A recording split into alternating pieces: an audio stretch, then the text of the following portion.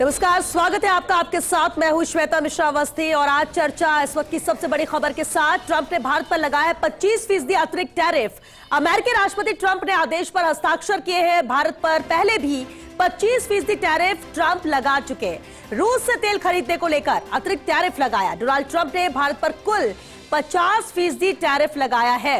इस वक्त की बड़ी खबर है, इस पर क्या असर भारत पर होगा, अमेरिका ने आखिर यह कदम क्यों उठाया और भारत किस तरह से वैकल्पिक रास्ते इसे लेकर निकालेगा, और सबसे बड़ी बात है कि भारत इसका जवाब किस तरह से देता है। तमाम अहम सवाल है और इस पर चर्चा के लिए हमारे साथ खास मेहमान जुड़ चुके हैं। चलिए सबसे पहले उनसे रूबरू करा देते हैं। हमारे साथ चर्चा में मौजूद हैं प्रताप राव जी, बीजेपी से। स्वागत है प्रताप जी। राजेंद्र मेघवाल जी हमारे साथ है कांग्रेस से। सुभाष शर्मा जी भी मौजूद है, राजनीतिक विश्लेषक है, और साथ ही विमल कोठारी जी एसोसिएट एडिटर। आप सभी का बहुत स्वागत है।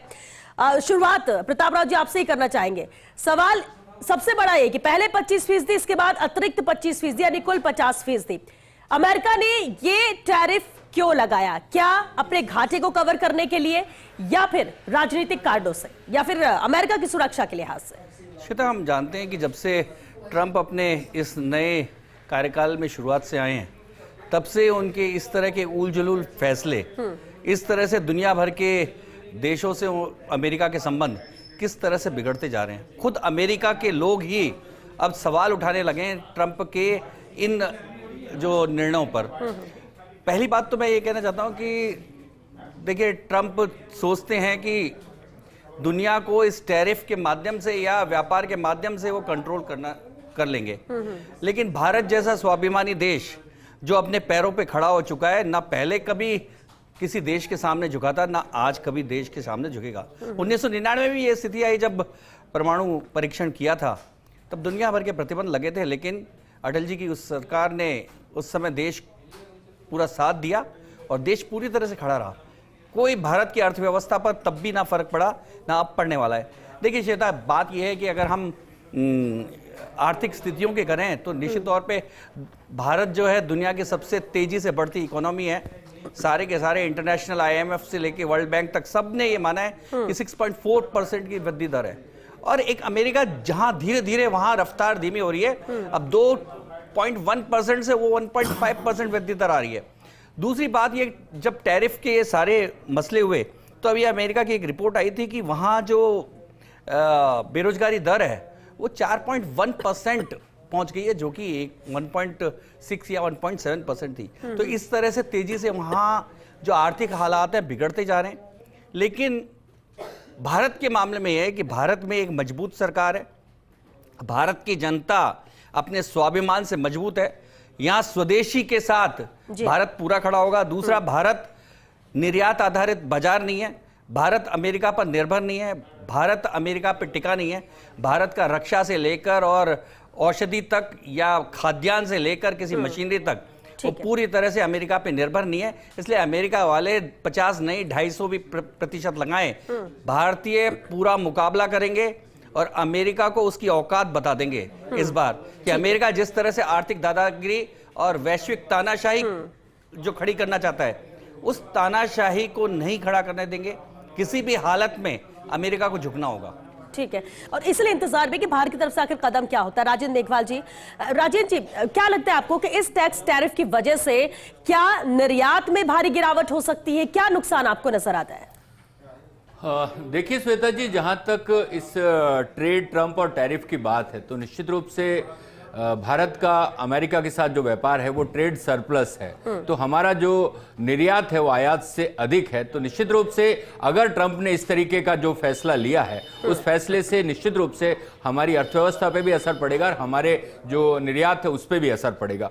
तो हमें इस बात को सोचना पड़ेगा। लेकिन इसके बैकड्रॉप में अगर आप देखेंगे तो ये तो होना ही था, क्योंकि जिस तरीके से 140 करोड़ देशवासियों के प्राइम मिनिस्टर ने अब की बार ट्रंप सरकार, हाउडी ट्रंप, हाउडी मोदी, नमस्ते ट्रंप के नाम पे 100 करोड़ रुपया अहमदाबाद के अंदर फूंक दिया और अपनी विदेश यात्राओं पे 150 मतलब विदेश यात्राओं में करीबन अरबों खरबों रुपया इस देश के टैक्स का पैसा खर्च किया। उसके बावजूद में निकला क्या? आज देखिए, जिस ट्रंप को ये अपना दोस्त कहते नहीं थकते थे, नींद में भी ये ट्रंप ट्रंप कहते थे, लेकिन आज उस ट्रंप ने इनके साथ क्या सलूक किया। देखिए, आप चाहे कितनी भी बात करें, मोदी जी अपने आभा मंडल को कितना भी चमकाएं, चाहे कितना भी वो इवेंट मैनेजमेंट करें, चाहे कितना भी वो वो अपनी वो करें, मतलब पूरा का पूरा आज देश इस वक्त यहां पहुंच चुका है कि मोदी जी की वजह से इस देश को बड़ा नुकसान हो रहा है। मोदी जी ना तो नेहरू की बराबरी कर सकते, मोदी जी ना इंदिरा की बराबरी कर सकते, सुन लीजिए, मोदी जी ना राजीव जी की बराबरी कर सकते, मोदी जी ना मनमोहन सिंह की बराबरी कर सकते, ना मोदी जी राष्ट्रपति की बराबरी कर सकते, ना मोदी जी अटल बिहारी वाजपेयी जी की भी बराबरी नहीं कर सकते। मोदी जी ये डिजास्टर है। आज देखिए जिस व्यक्ति को पहचान कर रहे हैं मोदी जी ने गलती की, कर रहे हो वो मोदी जी के साथ जो भारत को दबाना चाहते हैं, जो भारत को आर्थिक गुलाम बनाना चाहते हैं, ये मोदी की 10 बार ये मोदी का देश है, ये मोदी की सरकार है। अरे अब नहीं झुकेगा भारत। ठीक है प्रताप जी, प्रताप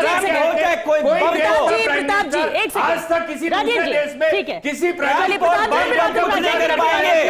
आप विमल जी, ये हमारे हितों को उनके सामने गिरवी रख राजेंद्र जी आप मोदी चिल्ला रहे हो, ट्रम्प को बोलो ना, आप में दम है तो ट्रम्प के लिए बोलो ना। बात रखिए, ऐसे भी बात ट्रम्प की पूजा करो, आप ठीक है, ट्रम्प की पूजा करो, कमजोरी का फायदा उठाया जिस तरीके से। अरे ट्रम्प की पूजा करो आप। तो प्रताप जी मैं उनको भी रोक रही हूँ ना। प्रताप जी एक सेकंड, मेरी बात को बीच में डिस्टर्ब किया। प्रताप जी एक सेकंड, राजेंद्र जी आपने भी बात रखी। मोदी जी की कमजोरी का फायदा उठाया है। ये है कि इस टैरिफ से एक सेकंड उस असर की जहां तक बात करें, जहां तक असर की बात करें कि इसका जो पहला असर पड़ेगा वो जीडीपी की जो ग्रोथ है 6.4% ग्रोथ चल रही है, उसके ऊपर थोड़ा नकारात्मक असर आ सकता है क्योंकि हमारे निर्यात में कमी आनी है। जो विश्लेषण किया जा रहा है उस विश्लेषण के अनुसार अभी तक जो कैलकुलेशन हुआ मोटा मोटा उसके अनुसार 1.9% से लेके 0.4% के आसपास के असर जीडीपी की ग्रोथ के ऊपर पड़ेगा। जो 6.4% जीडीपी की ग्रोथ अभी भारतीय अर्थव्यवस्था की चल रही है उसमें 0.2 से लेकर 0.2 से लेकर 0.4% तक के असर की कैलकुलेशन की जा रही है। लेकिन साथ में एक खास बात ये भी है कि अभी ये इम्प्लीमेंट नहीं हुआ है।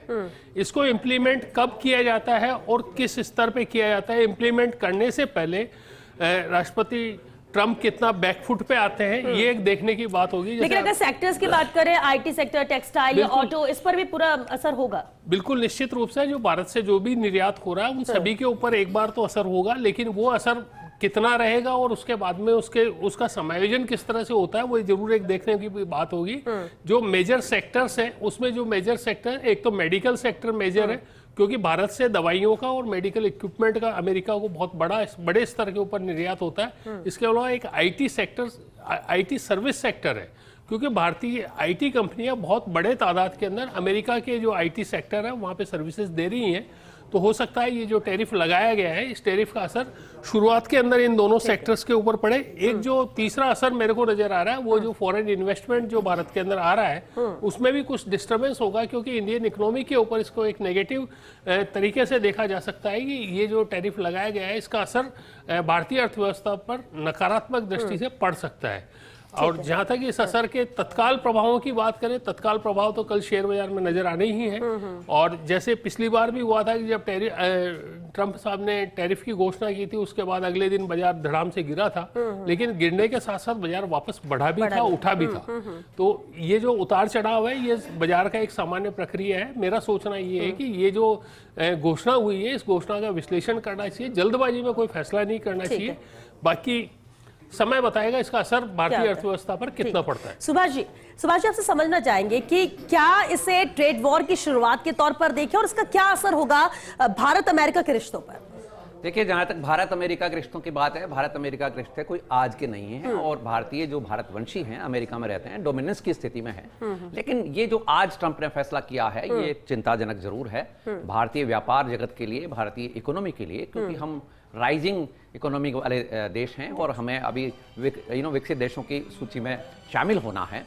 इसलिए ये चिंताजनक बात है। भारतीय व्यापार को इग्नोर करना हालांकि अमेरिका के वश में नहीं है क्योंकि इतना बड़ा वास्ट पॉपुलेशन का देश, वास्ट मार्केट, दूसरा इतनी बड़ी इकोनॉमी को नजरअंदाज करना ट्रंप प्रशासन की भी बस की बात नहीं रहेगी। लेकिन इसमें एक जो सबसे इंपॉर्टेंट बात है वो ये है कि फिलहाल जो हमारा हिसाब किताब है वो थोड़े दिनों के लिए गड़बड़ाएगा। हालांकि इंडो यूएस ट्रेड डील होनी अभी बाकी है। और जहां तक ट्रंप साहब का सवाल है, यूटर्न के मास्टर हैं ट्रंप। जब जैसे यूएस इंडो ट्रीटी होगी, ट्रेड डील होगी, जिसके लिए प्रयास चल रहे हैं, एक्चुअली ट्रंप साहब चाहते क्या हैं? ट्रंप साहब भारत को सबसर्विएंट इकोनॉमी के तौर पर देखना चाहते हैं, और वो चाहते हैं कि मैं जो ऑर्डर करूं वो भारत तुरंत मान ले, क्योंकि उन्होंने ऐसे प्रलोभन दूसरे देशों को दिए भी हैं कि भाई इस दिनांक तक आप मान लेंगे तो मैं इतना ही लगाऊंगा, लेकिन इस दिनांक तक जो नहीं आएगा इसके ऊपर मैं पेनल्टी भी लगाऊंगा। तो ये डर दिखाकर ट्रंप साहब ये कहना चाहते हैं कि भारत हमारे पाले में रहे और हम जैसा कहें वैसा भारत करे। लेकिन भारत के साथ जो जियोपॉलिटिकल एक स्टिग्मा है, जियोपॉलिटिकल हमारा एक दुर्भाग्य समझ लीजिए, क्योंकि हमारे दोनों तरफ जो पड़ोसी हैं वो भरोसेमंद नहीं हैं, और यहां हम थोड़ा सा गच्चा खा सकते हैं, क्योंकि हमारे साथ एक प्रॉब्लम यह है कि बातें हमारे यहां बहुत हैं, लेकिन टेक्नोलॉजी के लिए हम आज भी विदेशों पर ही डिपेंडेंट हैं, चाहे वो रशिया हो, चाहे कोरिया हो, चाहे रूस हो, या अमेरिका हो, चाइना हो। चाइना से जो माल आ रहा है, ठीक है, लोग कह रहे हैं कि चाइना को उसमें अभी जा रहे हैं मोदी साहब शंघाई कॉर्पोरेशन की मीटिंग में इसी 31 अगस्त को। हम किस मुंह से कह रहे हैं कि चाइनीज सामान का बहिष्कार करो? क्योंकि एक तरफ तो हम एंटी अमेरिका, एंटी जिसको कहते हैं डी डॉलराइजेशन, उसकी तरफ बढ़ रहे हैं, ब्रिक्स देशों की तरफ बढ़ रहे हैं, और वैसे में ऐसे में ये कहें कि इन सामानों का बहिष्कार करो, तो हम कहीं के भी नहीं रहेंगे। हम उस पाले से भी गए और फिर इधर से भी जाएंगे, क्योंकि ये लोग भी फिर भरोसा नहीं करेंगे, तो कहीं तो हमें टिकना पड़ेगा। यदि हम एंटी अमेरिका सेंटीमेंट के साथ जाते हैं तो इस पूल को ज्वाइन करना पड़ेगा, जिसमें ब्रिक्स देशों का पूल है, रशिया है, चाइना है। यहां हमको एक बहुत इंपॉर्टेंट बात जो सबसे बड़ी दिमाग में रखनी है वो यह है कि either we choose that pool, जिसमें कि क्वाड देश हैं और या ब्रिक्स देश हैं, तो हमें जाना किधर है, ये दिशा तय करनी बहुत जरूरी है। भारत के लिए ऐसा जंक्चर है इस वक्त कि हमें उस तरफ बहुत गंभीरता से, बहुत गहनता से विचार करने की जरूरत पड़ेगी, क्योंकि यह बात जरूर है कि देखिए भारत बड़ा देश है, भारत के पास सब कुछ है, लेकिन जैसा मैंने कहा कि भारत के पास भरोसेमंद पड़ोसी नहीं है। टेक्नोलॉजिकल ट्रांसफर जो है वो हमें सबसे बड़ा गच्चा दे रहा है। पाकिस्तान को जिस तरह से यूएस ने टेक्नोलॉजी ट्रांसफर की, जिस तरह से चाइना को गोद लिया किसिंजर के जमाने में, किसिंजर ने, अयूब खान ही थे जिन्होंने किसिंजर से और चाइनीज प्रेसिडेंट से मुलाकात कराई। तो मेरा कहने का मतलब यह है कि एक तरफ अरब देश जो हैं वो अमेरिका के पूल में ऑलरेडी जा चुके हैं। जितने बड़े देश हो सकते हैं, ब्रिटेन, साउथ कोरिया, या आपके साउथ अफ्रीका, इंडोनेशिया, ये सारे के सारे अमेरिकन पूल में जा चुके हैं। चाइना ने धमकाकर अपना काम करवा लिया है। ऐसे में हमें अपना रास्ता तलाश ये करना है कि हमें इन दोनों देशों की जियोपॉलिटिकल हमारी वीकनेस को देखते हुए ट्रंप प्रशासन से किस तरह से हम हमारी बात मनवा सकते हैं। ये जो ट्रेड डील होने वाली है, इसमें हम इसको तय करना चाहिए। बिल्कुल ठीक। प्रताप राव जी, क्या भारत वैकल्पिक बाजार तलाश कर सकता है यूरोप, एशिया या अफ्रीका?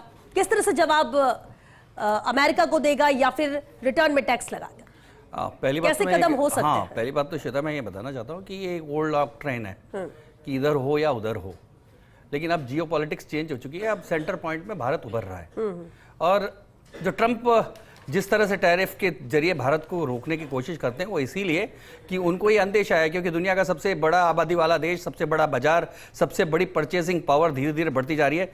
वर्ल्ड की जो आज से 10-11 साल पहले 9वीं 10वीं 11वीं इकोनॉमी थी और तीसरे नंबर की ओर आगे बढ़ती जा रही है।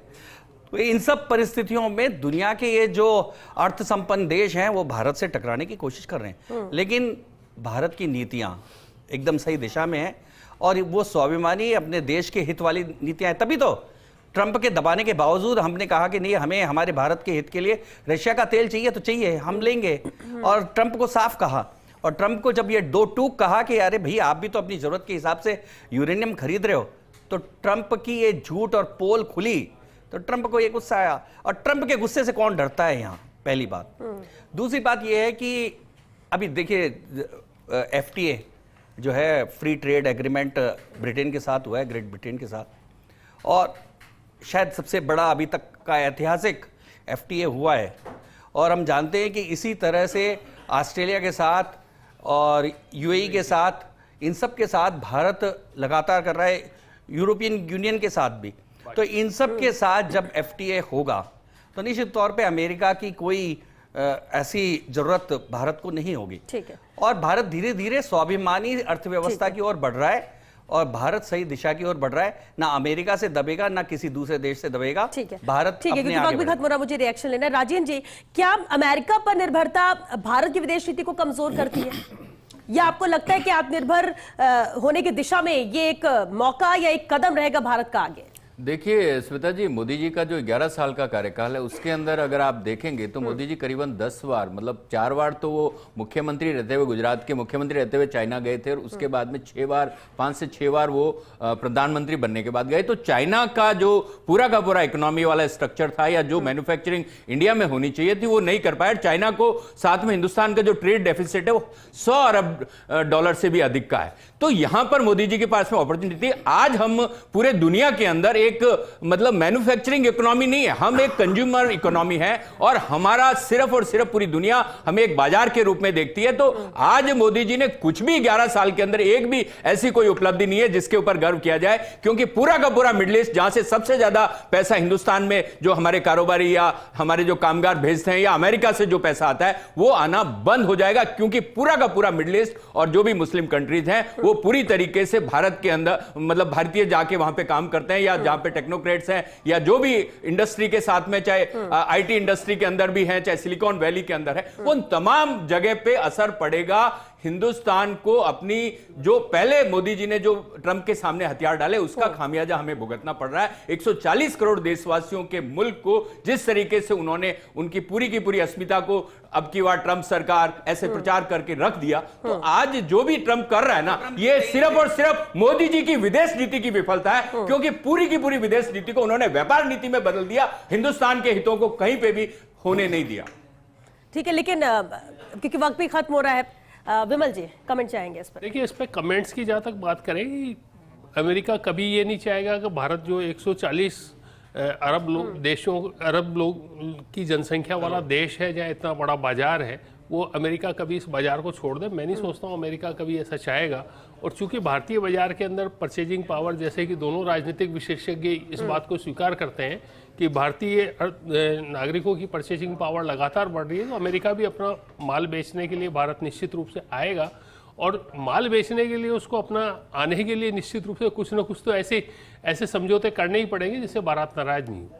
मेरा ये सोचना है कि ये जो आज जो घोषणा की गई है 50% अतिरिक्त टैरिफ की, इस घोषणा पर पुनर्विचार होगा, और निश्चित रूप से भारतीय अर्थव्यवस्था के हिसाब से, भारत के हितों के हिसाब से निश्चित रूप से इसमें कुछ ना कुछ कमी जरूर आएगी। सुभाष जी, जवाबी टैक्स, बातचीत या WTO में शिकायत, भारत का क्या कदम हो सकता है या होना चाहिए ऐसा?